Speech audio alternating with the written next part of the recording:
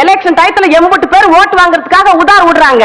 எனக்கு ஓட்டு போடுங்க, உங்க வீட்டு பைப்ல எல்லாம் பாயாசமா ஊத்தும், பன்னிக்குட்டி எல்லாம் கண்ணுக்குட்டியா மாறும், மொட்டை தலையில முடி முளைக்கும், சொட்ட தலையில செடி முளைக்கும், அப்படி இப்படின்னு அளந்து விடுறாங்க.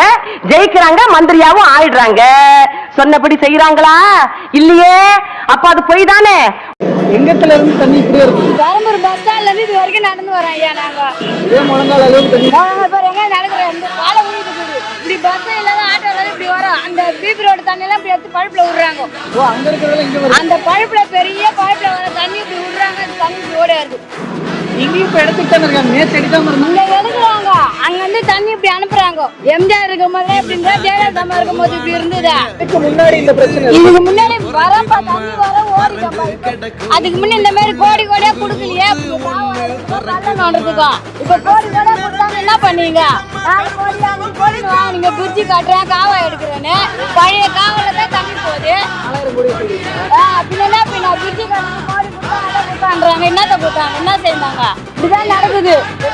ஸ்டாலினுக்கு என்ன சொல்லுங்க நினைக்கிறீங்க? நாங்க யாருக்கும் சொன்னாங்க கஷ்டப்படுறதா சோறு எங்களுக்கு. அவங்க சம்பாதிச்சா பாப்போம். நீங்க எல்லாரும் தப்பு செஞ்சவனை மன்னிக்க சொல்றீங்க, பாதிக்கப்பட்டவனை மறந்துட சொல்றீங்க.